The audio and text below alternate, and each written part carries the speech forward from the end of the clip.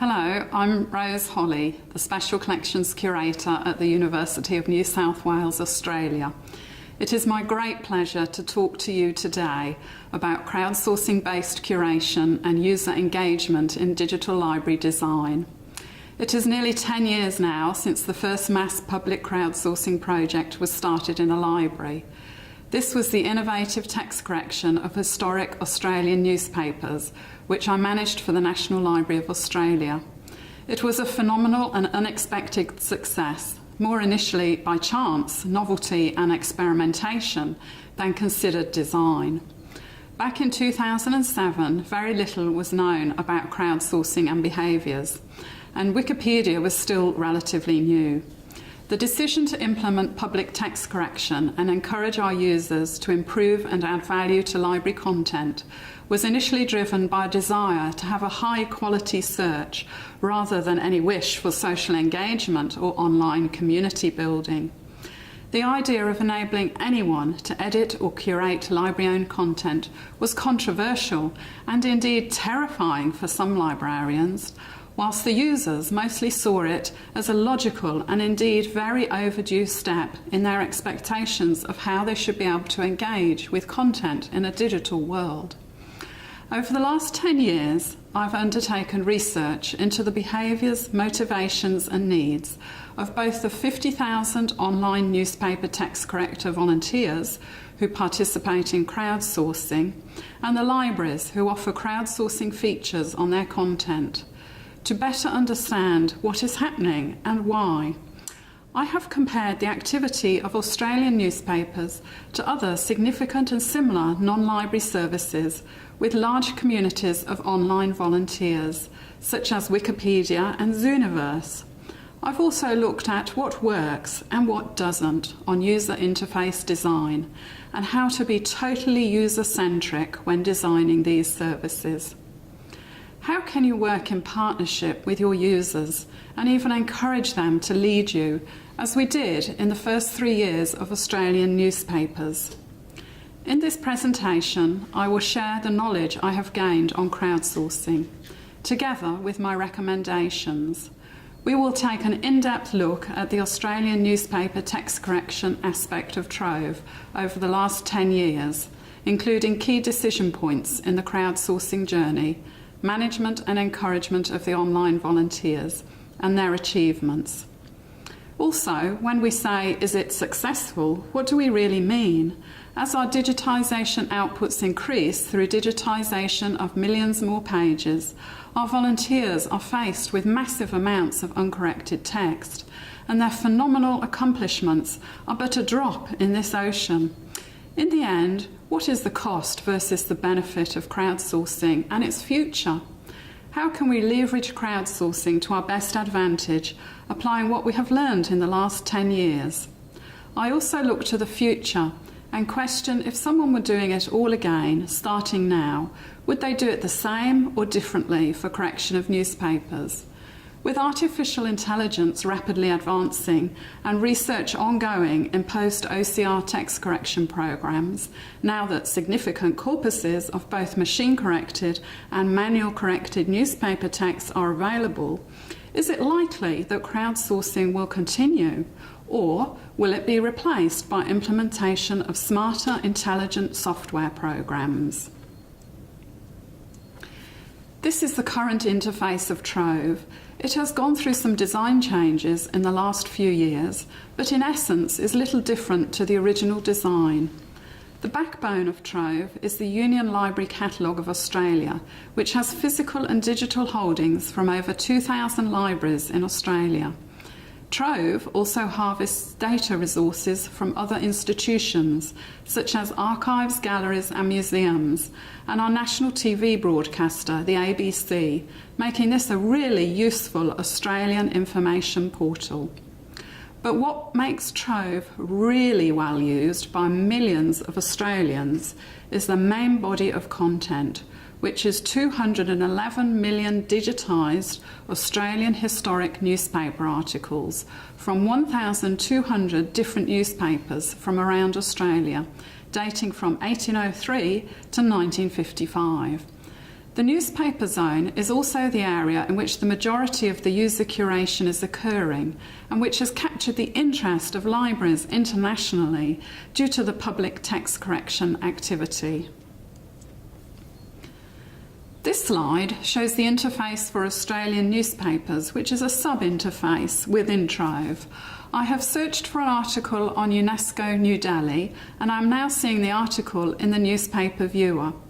You can see on the left-hand side the OCR text with user options, and on the right the image of the newspaper page.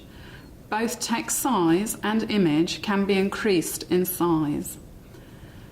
A user can undertake a number of activities on the article by hovering their mouse over the icons on the left-hand side, including correction of text by clicking the Fix This Text button, adding comments, tags, adding the article to a list, sharing or downloading the article, and also ordering a high-resolution copy.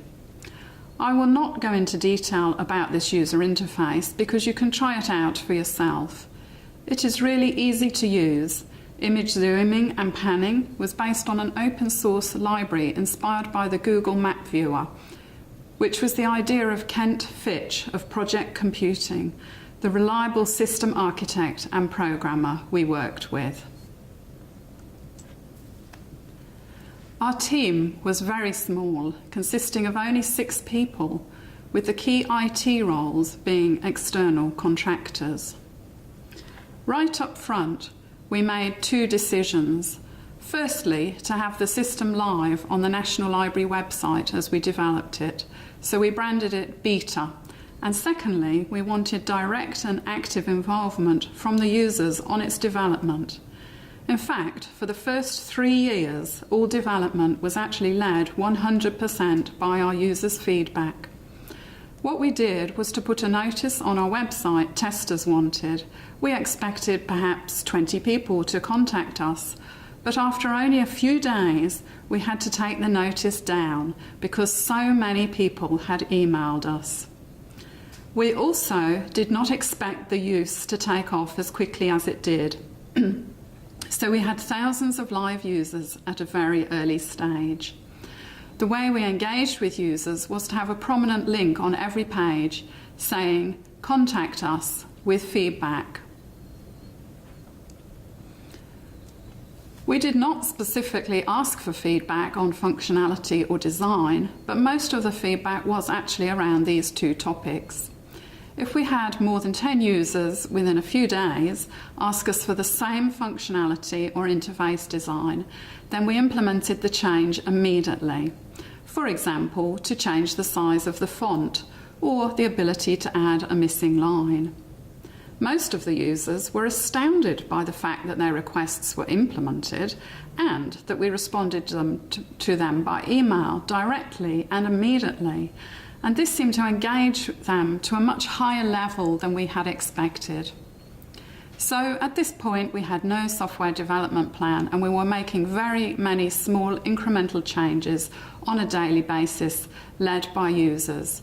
You have to remember that nothing like this had ever been done before, so we were feeling our way in the dark. Quite quickly the users' expectations shifted, and instead of asking things like, "Can I do this?" they said, "Where do I do this?" Users initially seemed to have their functionality and design expectations based on Google as the benchmark, and when we surpassed Google, they got really excited. We encouraged users not to place limits on their expectations, and they quickly started to ask us for all kinds of things. It was a very exciting time working on this, and we knew we were onto something really important. I still consider it a great honour that I was able to have so much freedom to run with innovative ideas, make decisions, and have such excellent customer-focused people on my team to create the Australian newspaper service, which eventually morphed into Trove as we know it today. We also engaged 2 young university students just out of university who had formed a web design company, Oxide Interactive, to undertake user case studies, prototyping, interface design and usability testing. There were 4 rounds of testing with 5 different users each time. Oxide basically just took a group of people off the streets in Canberra and sat them down in front of prototypes and then the site and asked them to do various things like search for a newspaper, correct the text, and then they modified the interface based on their feedback. At this time, there was a strong expectation from the librarians who were contributing newspapers to the service that the functionality and interface design should be decided by them rather than random people off the street or the real users, since they thought librarians would always know better. We strongly resisted this and continued using our real users to lead us in the development, which is why I think the interface was such a great success and remains largely unchanged today. People asked us why anybody would want to be involved in curating content when not being paid for it, and I have 2 answers to that question. Firstly, expectations of users have changed in the digital age.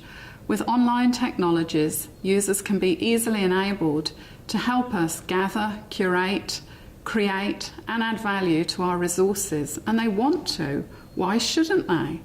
The gatekeeper role of the library has changed into that of an enabler, giving people freedom to do what they want, and our resources can have value added and be used in new ways.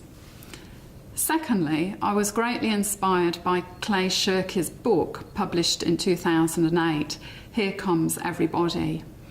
It explains his idea that everyone has some cognitive surplus.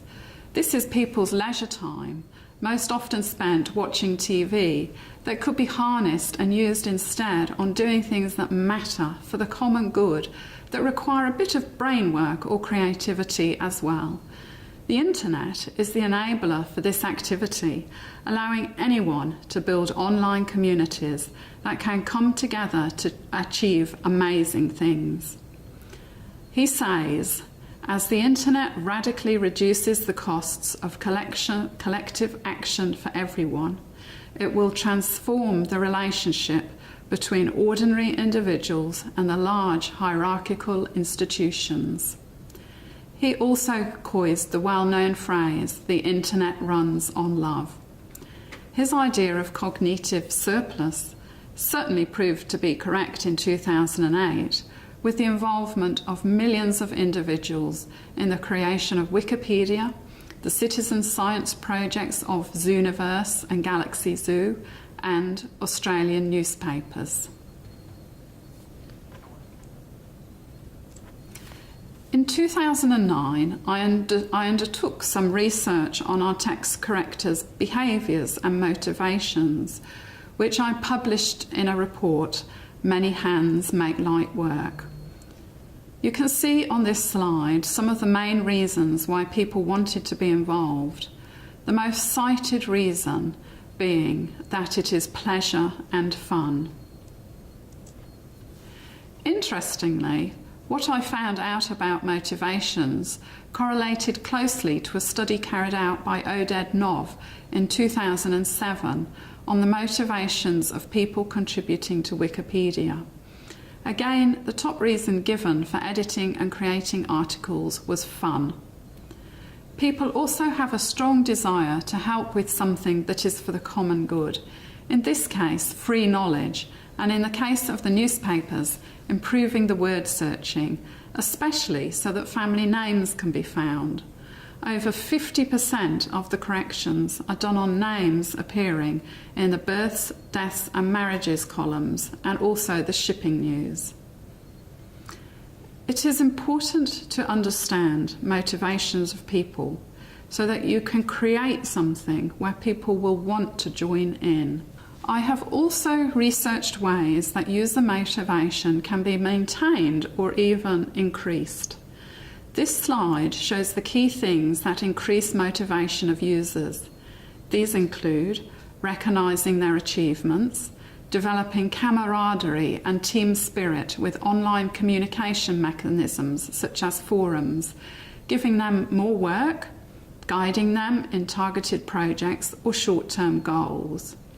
It is very important to remember that only a tiny percentage of all your users, usually the top 100, undertake the large majority of the work.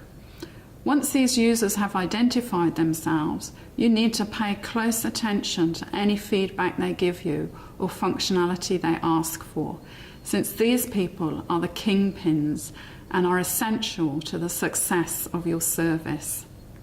In the next few slides, I will give you some examples of the functionality our top users asked us to implement. In our first beta version, we only had a list of the top 5 correctors. Very quickly, many users requested a complete ranking table because they wanted to know where they were in the overall big picture. Stakeholders thought we had started to make the text correcting deliberately competitive, but we had not. The rankings were entirely in response to our users asking for them. It is interesting to note here on this slide that there is a massive loyalty in our top 10 correctors, and you can see that 3 have been contributing since the first year of launch, which is now 9 years ago, and 3 since the second year of launch. All except the Frankston Library joint account have been helping at consistently high levels for at least 6 years now. The ranking table also shows the big pictures which our users wanted to know.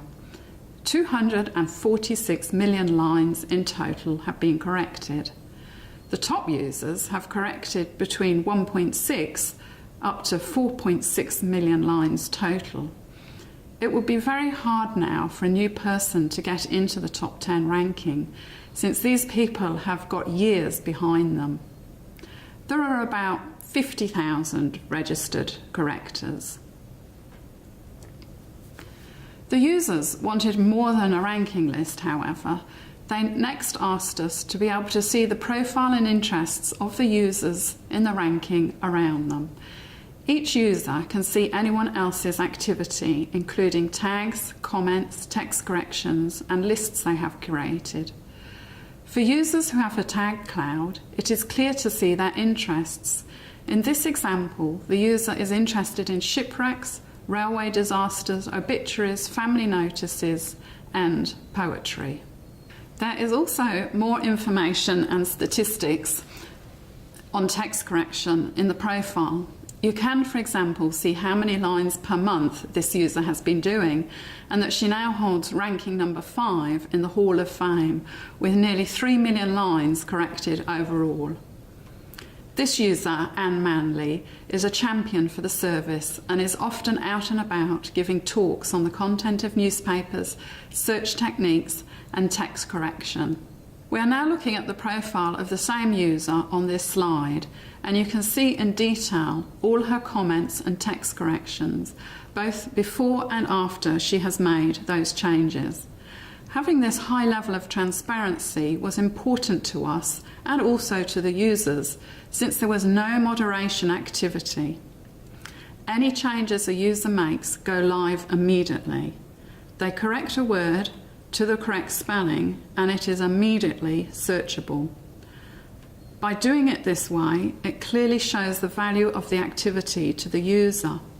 It also assumes that the user can be trusted, and when a high level of trust is gifted, it is usually human nature to honour this. Our strategy was to rely on the users to alert us if anything unexpected happened, which it never did in the 6 years I managed it. It would have been very difficult to moderate changes, since there were thousands of users, and the average activity of the top users is between 16 to 60,000 lines per month. We also did not have a massive team of staff behind this. This slide shows the same user in the Trove forum. Users can share as much information as they like about themselves and communicate with the project team or with each other. Initially, we did not build any communication mechanism into the service, and we emailed users directly when they contacted us. However, in the early days, before we understood how much the users wanted to talk to each other, we observed a very strange activity in the comments.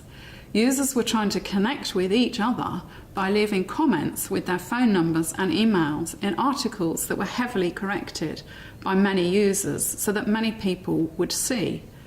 We were really surprised by this and immediately set out about investigating how to implement a forum so that the virtual community as a whole could not only see each other but also form sub-interest groups and build online camaraderie.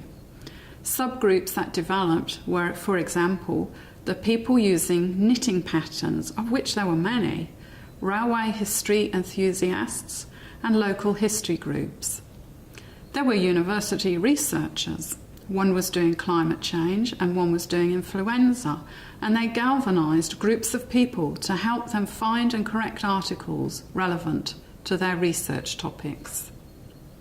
I added this slide to show the three main types of user discussion that went on in the forum. Firstly, functionality, how to do things, and testing for errors. Secondly, enhancement requests. And thirdly, queries on which newspaper titles would be digitised. So to summarise, the key good decision points that we made in our crowdsourcing journey were: login is not required.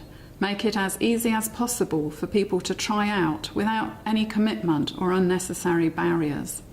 As you have seen, many users did then decide later to register because otherwise they could not get into the ranking tables or see their own history of activity, but this was through choice. No moderation or vetting of activity. We placed a high level of trust in the users, which they responded positively to. We relied on the user community to let us know if anything was wrong. However, the original version of the text remains searchable if a user were to vandalise or delete it, and vandalism would be easy to reverse with rollback to before and after dates of changes. Thirdly, all curation, including corrections, tags and comments, are immediately live within milliseconds and can be searched on. This really impressed the users. It helped them understand the big picture, why they were doing it, and immediately improved the service for them. Lastly, a high level of transparency. Everyone can see all the text changes to an article from the start, who has done them and when. The whole history is retained and made viewable. This also enabled rollback if required, if anything went wrong, but it never did. From my research into other crowdsourcing projects, there are also another 4 things that ideally could be done to motivate and encourage users, which other sites have used successfully. These include having different options for users to work on your tasks. For example, for those not doing their own topics, they generally prefer to be given work. We were asked lots of times by our text correctors if we could define groups of articles for them to work on instead of having to search for their own. It is also important to have progress against the main goal clearly visible to motivate users on the front interface if possible. Users also like to be kept informed about how their work fits into the big picture, both in statistical format and through things like exciting discoveries and new research that has been enabled. Lastly, we had many people ask us for small tokens that would make users proud of their work and identifiable to others, mainly in the form of I Love Newspaper Text Correction t-shirts and lapel pins. It is important to remember that no matter how good your functionality and interface is, the main goal of your crowdsourcing activity and the subject content are critical to the success. The goal has to be for the common good, to benefit as many people as possible, and the content has to be really interesting to a wide audience. Boring or niche topics will never attract a large body of people, or those which require a high level of prior knowledge. Of all the crowdsourcing projects I have researched in the last 8 years, the one that galvanised a nation even more so than Australian newspapers is the UK parliamentary expenses scandal in 2009, otherwise referred to as the Duck House scandal.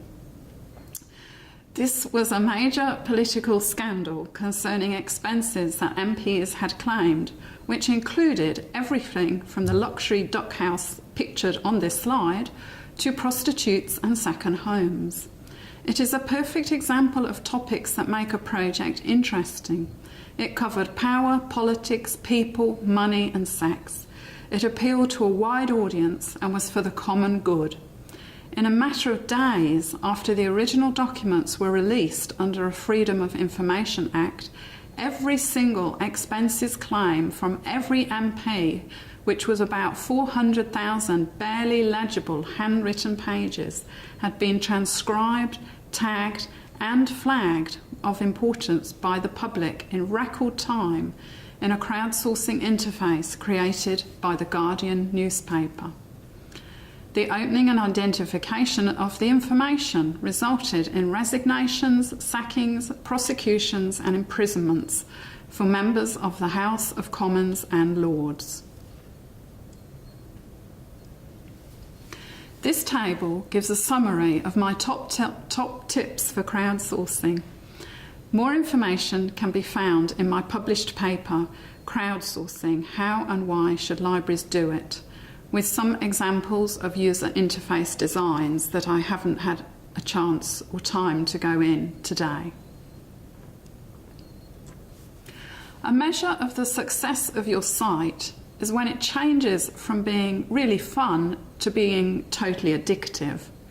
Both the Australian newspapers and the wonderful Galaxy Zoo, Zooniverse, Citizen Science projects have been described by many users as totally addictive, and both have retained a core group of loyal users for many years who are spending much longer time per session and many more hours per week than you would expect. On both of these projects, some users are working as if it is their full-time job and doing about 50 hours a week. Addiction comes, I think, when you have the perfect combination of interesting content, a really good main goal, and all the functionality and interface design points we have discussed today that have been developed based on user feedback and involvement.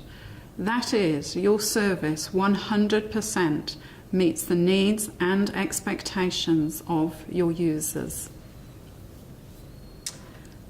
So, what is the likely cost benefit in the volunteer curation activities? In April 2008, writer Clay Shirky and computer scientist Martin Wattenberg estimated the total time volunteer editors had spent creating Wikipedia at that point was roughly 100 million hours. In 2013, the National Library of Australia estimated that if staff had been employed to do text correction, it would have cost in the vicinity of $12 million. This month, October 2017, I did my own calculation. The cost benefit of text correctors in Trove was in excess of $44 million. I calculated this by working out that in a single hour an average person can correct 95 lines, although the top text correctors are doing about double this amount. The 246 million total corrected lines from the last 9 years therefore equate to 2.5 million hours work.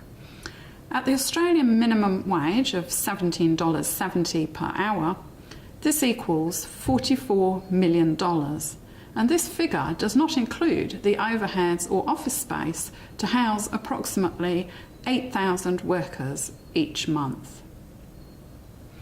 But what does success really mean?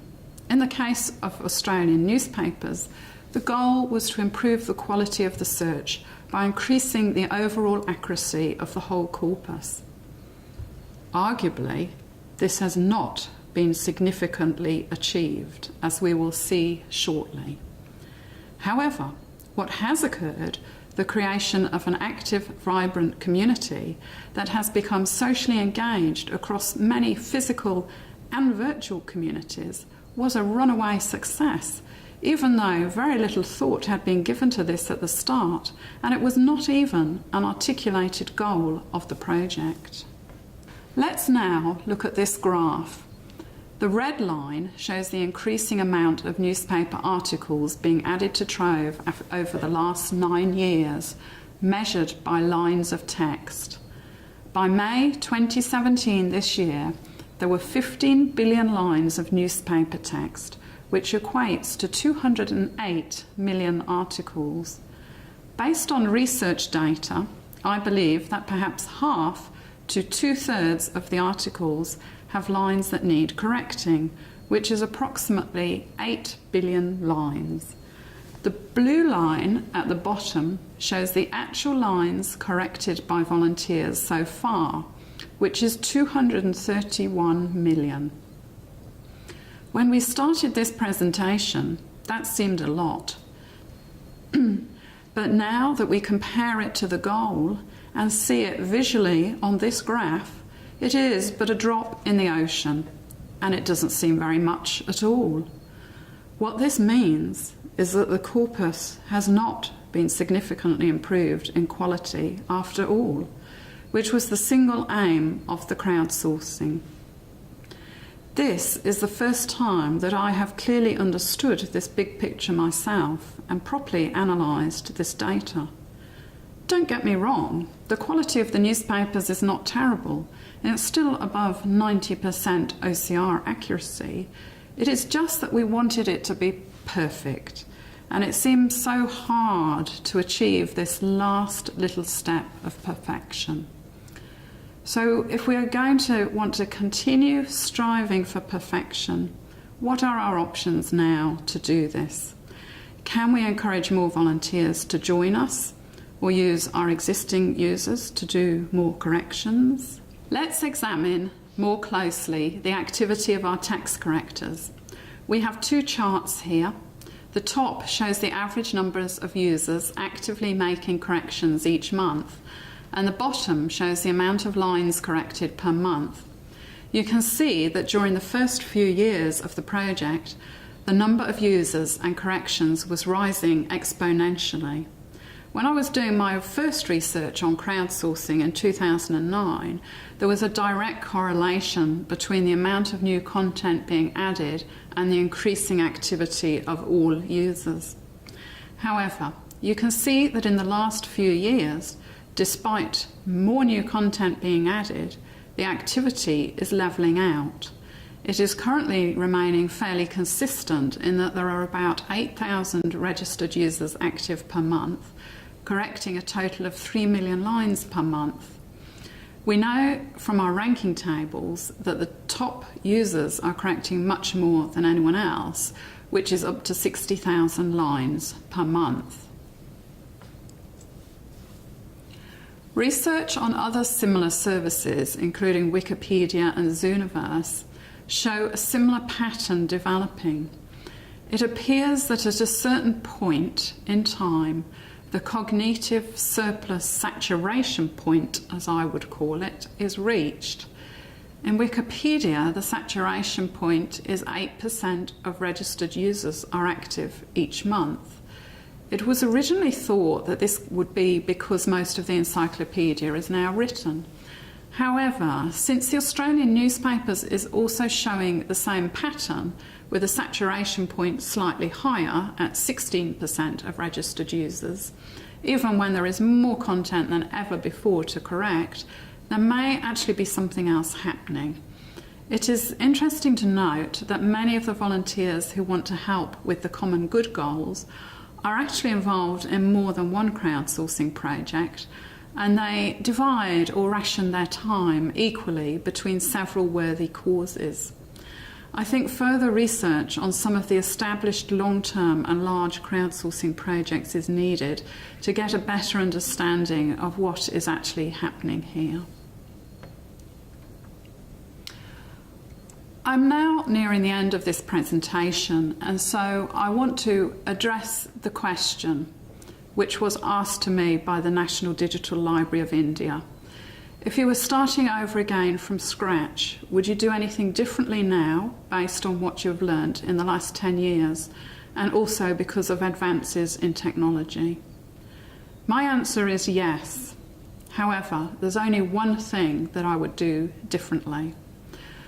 Over the last 10 years, we have seen great advances in artificial intelligence.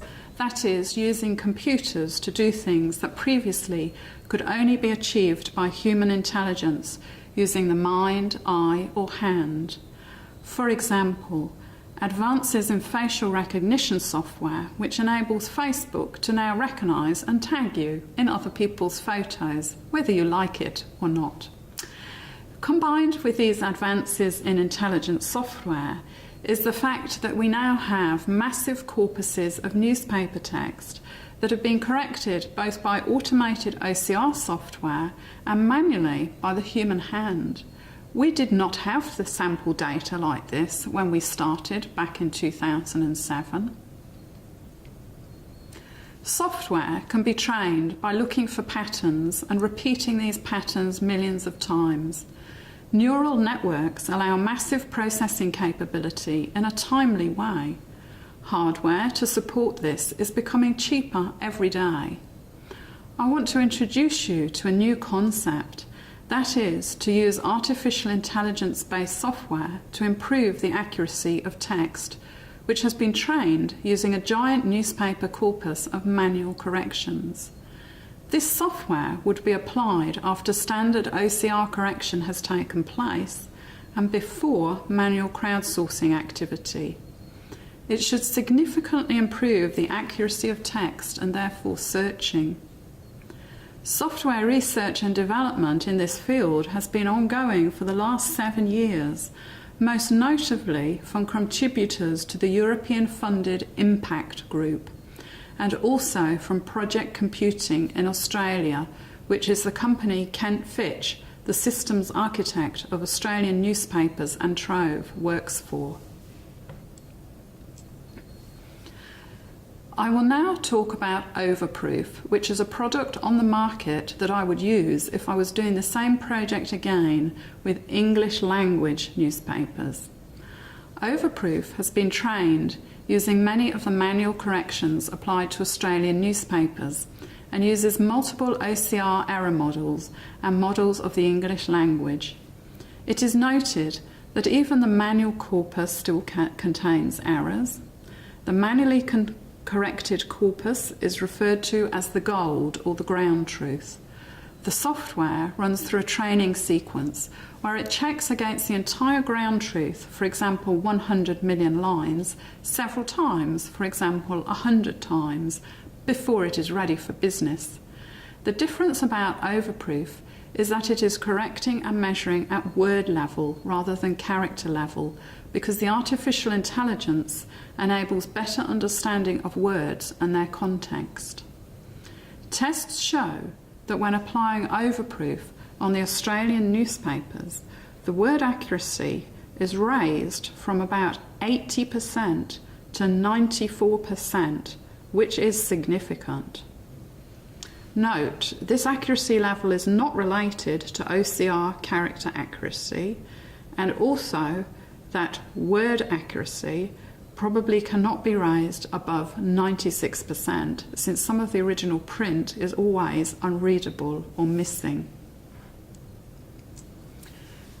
If you go to the OverProof website, you can read a lot more about the development, testing sample and training sets. Also on the site is a demo. I have pasted a sample of poor quality article text I found in Australian newspapers that had many errors into the box, and then I click the correct button. You can see on the right the original poor quality of the article on rabbit text. After hitting correct, instantly the text is corrected and the words changed are highlighted. You can see the obvious improvement. This is quite a radical breakthrough for us. Obviously, you would not manually use the software like this, but run it across the corpus as an automated process. This software is available now. If you were starting from scratch, then obviously it would be logical to use this software or similar, and you would apply it after OCR correction and prior to crowdsourcing. Well, that concludes my presentation on crowdsourcing-based curation and user engagement in digital library design. I hope you have found this information interesting and relevant to your own project, and that you are now able to apply some of the things we have learned here in Australia. I wish you all the best for the UNESCO National Digital Library of India project. Thank you.